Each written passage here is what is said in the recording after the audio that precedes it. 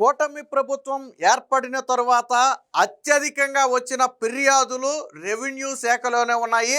Revenue శాఖ చెబుతున్న లెక్కల ప్రకారమే దాదాపుగా అన్ని విభాగాలకు సంబంధించి 5,28,000 దరఖాస్తులు వచ్చాయి. అందులో చుక్క భూములకు సంబంధించి అంటే 22A భూములకు సంబంధించి కావచ్చు, వైసీపీ హయాంలో జరిగినటువంటి రీసర్వేలో భూమి తగ్గిందని కావచ్చు, లేదా పట్టాదారు పాసు పుస్తకాలకు సంబంధించి ఉన్న ఇబ్బందులు కావచ్చు, అలాగే గతంలో మాజీ సైనికులకు స్వతంత్ర సమరయోధులకు కేటాయించినటువంటి భూములు ఇంకా ఫ్రీ హోల్డ్లో ఉండటం కావచ్చు, ఇలా అనేక రకాల సమస్యలకు సంబంధించి మొత్తంగా 5,28,000 దరఖాస్తులు వచ్చాయి. ఈ ఫిగర్ చూసి చంద్రబాబు గారు కూడా ఆశ్చర్యపోయిన పరిస్థితి. ఈ స్థాయిలో రెవెన్యూ సమస్యలు వస్తుంటే మరి రెవెన్యూ యంత్రాంగం ఎంతవరకు పరిశీలించిందని ఒక రకంగా ఆ రెవెన్యూ శాఖ పనితీరు మీద, అధికారుల పనితీరు మీద కొంత అసహనం అయితే వ్యక్తం చేసినట్టుగా తెలుస్తుంది. దీంతో చంద్రబాబు గారు కొన్ని కఠిన నిర్ణయాలు అయితే తీసుకున్నారు. నెల రోజుల్లో ఏదైతే ఈ ఫ్రీ హోల్డ్ భూములు ఉన్నాయో దానికి 100% పరిష్కారం చూపాల్సిందే.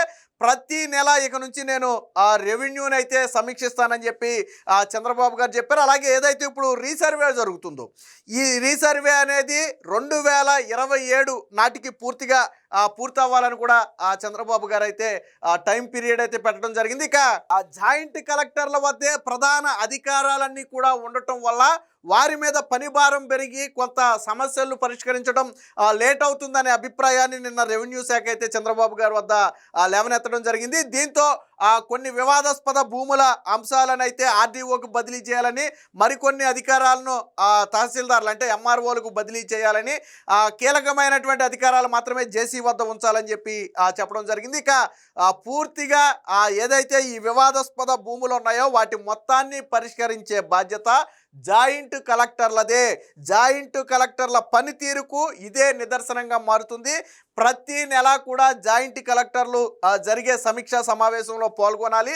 వారు యాక్టివ్గా ఉండి ఆ జిల్లాలో ఒక్క సమస్య కూడా లేకుండా పూర్తి చేయాల్సిన బాధ్యత జాయింట్ కలెక్టర్ల మీదే ఉంటుందని చెప్పి నిన్న చంద్రబాబు గారు కూడా చెప్పడం జరిగింది. ఇక ప్రధాన సమస్య అయినటువంటి 22A అంటే మనం చుక్క భూములు అంటాం. సో వైసీపీ అప్పుడు కొన్ని చుక్క భూములు పెట్టారు, కొన్ని అధికారుల తప్పిదాల వల్ల కొన్ని చుక్క భూములుగా మారాయి. లేదా ఒక సర్వే నెంబర్లో దాదాపు సర్వే నెంబర్లో 20-30 ఎకరాలు ఉంటుంది. బట్ అందులో ఎకరానికో 2 ఎకరాలకో సబ్ సర్వేలో ఒక సెక్షన్కి మాత్రమే చుక్క భూమి పెట్టాలనుకోండి. ఎంటైర్ సర్వే నెంబర్ మీద చుక్క భూమి పెడితే 30 ఎకరాలు కూడా సర్వే నెంబర్లో ఉన్న 30 ఎకరాలు కూడా అందులోకి వెళ్ళిపోద్ది. సో ఇలాంటి వాటికి చంద్రబాబు గారు అయితే చెక్ పెట్టాలని చెప్పారు. పూర్తిగా 1954కు ముందే సేల్ డీడ్ ఉండి రిజిస్ట్రేషన్ డాక్యుమెంట్లో ఉన్నటువంటి భూములు ఏదైనా చుక్క భూముల్లో ఉంటే వాటి మొత్తాన్ని కూడా విడుదల చేయాలని చెప్పారు. ఫ్రీ హోల్డ్లో ఉంటే విడుదల చేయాలని చెప్పారు. అలాగే మాజీ సైనికులకు కేటాయించిన భూములు, అలాగే స్వతంత్ర సమరయోధులకు కేటాయించిన కొన్ని భూములు కూడా స్టిల్ 22Aలో ఉన్నాయి. సో వాటన్నిటిని కూడా ఇమీడియట్గా విడుదల చేయాలని చెప్పి చంద్రబాబు గారు అయితే ఆదేశాలు జారీ చేయడం జరిగింది. సో మొత్తంగా ఆ రెవెన్యూ శాఖ పనితీరును మాత్రం ఇక నుంచి ప్రతి నెల నేను సమీక్షిస్తాను, నెలవారీగా నివేదిక ఇవ్వాలని చెప్పారంటే ఎన్ని అర్జీలు వచ్చాయి, ఎన్ని పరిష్కరించకపోతే ఎందుకు అవి పెండింగ్లో ఉన్నాయి, ఇలా క్లియర్ కట్గా ఇవ్వాలని చెప్పి చెప్పడం జరిగింది. సో దీనికి సంబంధించిన ఒక వార్త అయితే వచ్చింది, ఒకసారి చూద్దాం. నెలలో ఫ్రీ హోల్డ్ ఆ భూములకు పరిష్కారం చూపాల్సిందే. సీఎం ఇప్పటికే చాలా ఆలస్యం చేశారు, ఇక ఎదురు చూసే పరిస్థితి లేదు, ఇంకా ఎంత సమయం నాంచుతారు. రెవెన్యూ శాఖపై సమీక్షలో సీఎం అసహనం. ప్రత్యేక ప్రధాన కార్యదర్శిగా ఉన్నటువంటి సాయి ప్రసాద్కి అయితే ఈ ఫ్రీ హోల్డ్ బాధ్యతనైతే పూర్తిగా అప్పచెప్పారు. అలాగే 2027 డిసెంబర్ నాటికి రీసర్వే మొత్తం కూడా కంప్లీట్ చేయాలని చెప్పి ఒక టార్గెట్ అయితే పెట్టడం జరిగింది. ఇక రిజిస్ట్రేషన్ల ఆదాయం కూడా పెంచాలని చెప్పి చంద్రబాబు గారు చెప్పడం జరిగింది. జిల్లా స్థాయిలో సమస్యల పరిష్కారం బాధ్యత జేసీలది అంటే జాయింట్ కలెక్టర్లదేనని చెప్పారు. జేసీల పనితీరుకు అదే కొలమానం. ఇక ప్రతి నెల రెవెన్యూపై సమీక్షిస్తా. భూ కబ్జా నిరోధక చట్టం బిల్లుపై కేంద్రంతో కూడా సంప్రదింపులు జరుపుతున్నామని చెప్పి చెప్పడం జరిగింది. రెవెన్యూ శాఖ ప్రజలకు చేరువ కావాలి, ప్రజా ఫిర్యాదులపై తక్షణమే స్పందించాలి, ప్రజల్లో సంతృప్తిని పెంచుకోవాలి. ఈ దశగా ఏడాదిలోగా రెవెన్యూ శాఖ ప్రక్షాళన జరగాలి.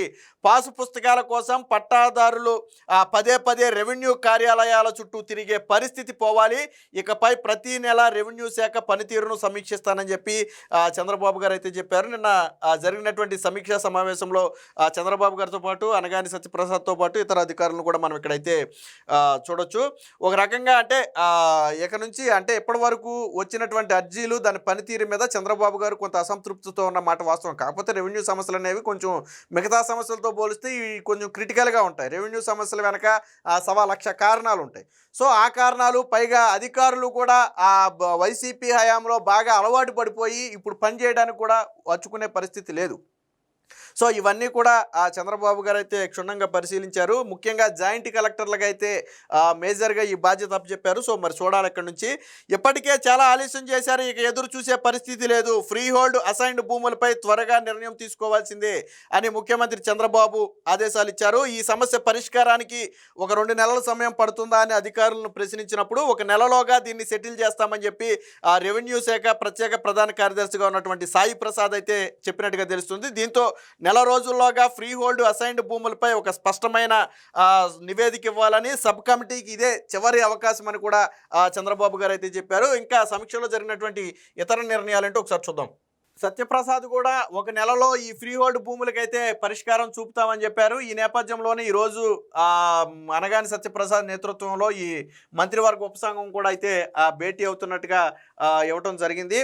అలాగే దీనికి సంబంధించి ప్రధానంగా అనంతపురంతో పాటు ఇతర జిల్లాల్లో ఉన్న బంజర భూములు 1954 ముందే రిజిస్ట్రేషన్ ఆఫ్ హోల్డింగ్స్ పరిధిలో ఉండి వాటిపై అనేక లావాదేవీలు ఇప్పటికే జరిగి ఉంటే ఆ భూములను నిషేధిత జాబితా 22A నుంచి తొలగించాలని చెప్పారు. అలాగే 1999 వరకు రైతు సహకార సొసైటీలో రుణాల కోసం అసైన్డ్ భూములను తాకట్టు పెట్టేవాళ్ళు.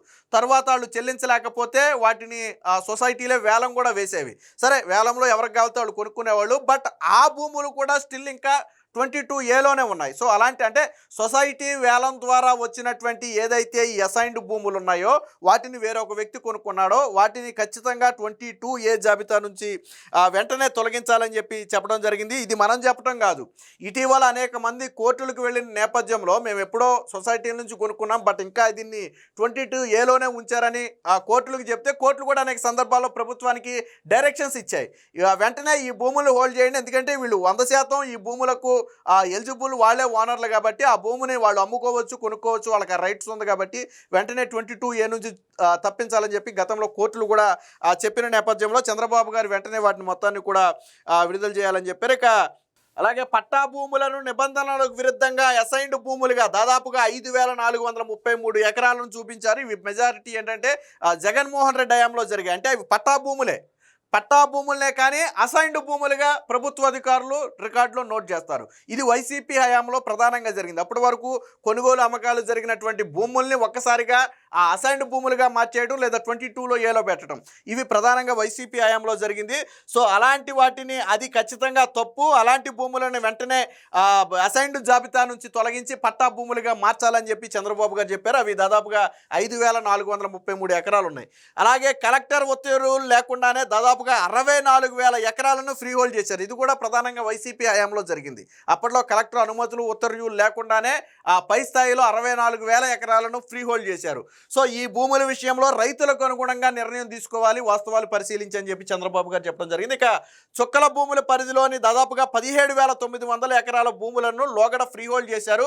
ఇవి నిబంధనల ప్రకారమే ఉన్నాయి కాబట్టి రైతులకు అనుగుణంగా నిర్ణయం తీసుకోవాలని చెప్పి చెప్పడం జరిగింది. ఇక రైతుల భూముల కొలతల విషయంలో జాగ్రత్తలు తీసుకోవాలి, రికార్డు ప్రకారం వారున్న హద్దుల మేరకు విస్తీర్ణం ఖరారు చేయాలి, భూమి తగ్గిందనే కొత్త సమస్య రావద్దు. ఏ రైతు కూడా రీసర్వే తర్వాత నా భూమి తగ్గింది అని ఏ రైతు కూడా రాకూడదు. వైసీపీ హయాంలో జరిగిన మేజర్ ప్రాబ్లం ఇదే. ఇప్పుడు వచ్చినటువంటి భూమి తగ్గిందని వచ్చినటువంటి దరఖాస్తుల్లో ప్రధానమైనవి కూడా వైసీపీ హయాంలోవే. రీసర్వే పేరుతో 1 ఎకరం ఉన్న రైతుకి రీసర్వే చేసి 90 సెంట్లు 80 సెంట్లు అనేవాళ్ళు. సో నా 20 సెంట్లు తగ్గిందని ఆ రైతు ఆ రోజు నుంచి ఈ రోజుకి తిరుగుతున్నటువంటి పరిస్థితి.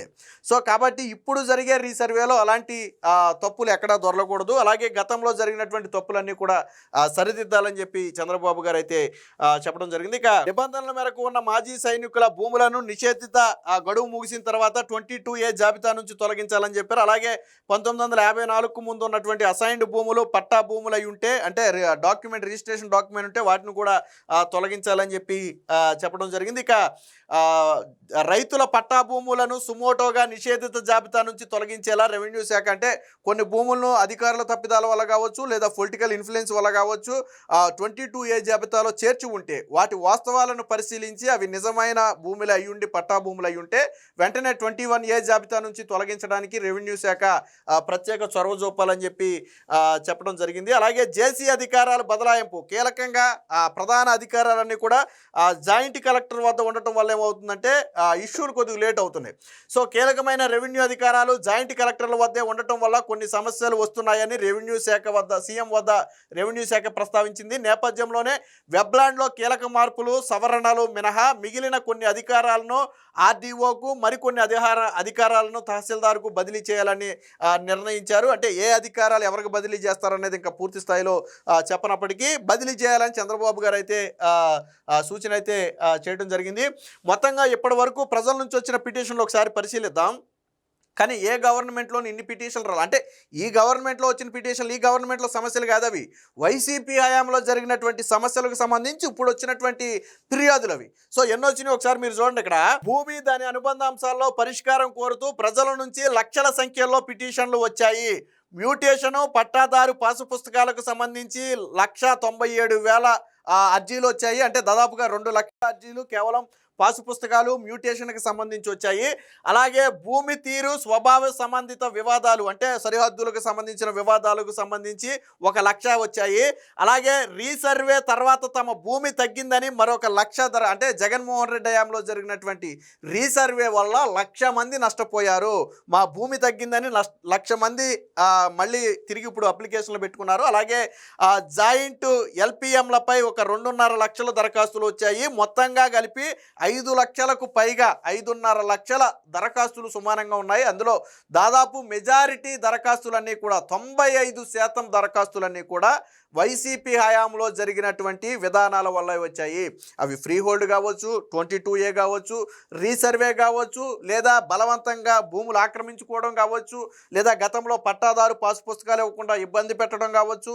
ఇలా మొత్తంగా 5.5 లక్షల దరఖాస్తులు అయితే రావడం జరిగింది. దీన్ని చంద్రబాబు గారు కూడా ఇది చూసి ఆశ్చర్యపోయారు. దీనికి సంబంధించిన మరొక వార్త కూడా ఒకసారి చూద్దాం. ఏడాదిలోగా రెవెన్యూ ప్రక్షాళన, ఒకే సమస్యపై పదే అర్జీలు వస్తే కుదరదు. జేసీలకు రెవెన్యూ సమస్యల పరిష్కార బాధ్యత. వివాదాస్పద భూముల పరిష్కారమేమో ఆర్డీఓలకు ఇచ్చారు. భూమి విలువల్ని మార్కెట్ విలువతో కూడా అప్గ్రేడ్ చేయాలని, అంటే ఎప్పుడో పాత రెవెన్యూ మార్కెట్ విలువలు ఉన్నాయి కాబట్టి ప్రస్తుత భూమి విలువ అనేది ప్రతి చోట పెరిగింది కాబట్టి ఆ భూమి విలువకు అనుగుణంగా దీన్ని కూడా మార్కెట్ విలువకు అనుగుణంగా దీన్ని అప్గ్రేడ్ చేయాలని చెప్పి చంద్రబాబు గారు చెప్పారు. రెండోది ఏంటంటే రెవెన్యూ శాఖలో ఒకే సమస్యపై పదే అర్జీలు ఎందుకు వస్తున్నాయని సీఎం చంద్రబాబు అధికారులను ప్రశ్నించారు. ఇక నుంచి అయినా పరిస్థితి మారాలని, ఏడాదిలో ప్రక్షాళన జరగాలని ఆదేశించారు. రీసర్వే చేసిన భూములకు సంబంధించి ఒక్క సమస్య కూడా ఉండకూడదని, భూమి ఎవరిదో వారి పేరటే నమోదు చేయాలని స్పష్టం చేశారు. రెవెన్యూపై మంగళవారం సచివాలయంలో చంద్రబాబు గారు అయితే సమీక్షించారు. రెవెన్యూ శాఖ మంత్రి అనగాని సత్యప్రసాద్తో పాటు ప్రధాన కార్యదర్శి సాయి ప్రసాద్ అయితే పాల్గొన్నారు. రిజిస్ట్రేషన్లకు సంబంధించి ఇతర రాష్ట్రాల్లో అనుసరిస్తున్నటువంటి విధానాలను కూడా ఒకసారి అధ్యయనం చేసి రిపోర్ట్ ఇవ్వాలని చెప్పి, అంటే బెటర్ ఉంటే అవసరమైతే అవి మన స్టేట్లో కూడా ఇంప్లిమెంట్ చేయడానికి అడిగారు. అలాగే స్టాంపులు రిజిస్ట్రేషన్ శాఖలో 10,000 కోట్ల రెవెన్యూ లక్ష్యంగా పెట్టడం, దాంతోపాటు మార్కెట్ విలువలను, భూమి విలువలను అప్గ్రేడ్ చేయడం చేశారు. ఇక 10వ తరగతి పూర్తి చేసిన వెంటనే విద్యార్థులకు కుల ధృవీకరణ పత్రాలు పొందేలాగా కార్యాచరణ రూపొందించాలని, ఆర్టీజీఎస్తో అనుసంధానించిన సమాచారం ద్వారా ఆదాయ ధృవీకరణ పత్రం ఇవ్వాలని చెప్పి కూడా నిర్ణయించారు. ఇక చిక్కుముడులకు తావు లేకుండా జిల్లాలో సంయుక్త కలెక్టర్లకు రెవెన్యూ బాధ్యతలు పెంచాలని, ప్రతి నెల నిర్వహించే సమీక్షలో వారు తప్పనిసరిగా పాల్గొనాలని చంద్రబాబు సూచించారు. జిల్లాలో ఒక్క రెవెన్యూ సమస్య కూడా లేకుండా చేయాల్సిన బాధ్యత జేసీలదే. జాయింట్ ఇప్పుడు మొత్తం ఎంటైర్ రెవెన్యూ ఇష్యూలు మొత్తం కూడా జాయింట్ కలెక్టర్ల పరిధిలో ఉన్నాయి. జాయింట్ కలెక్టర్లదే బాధ్యత.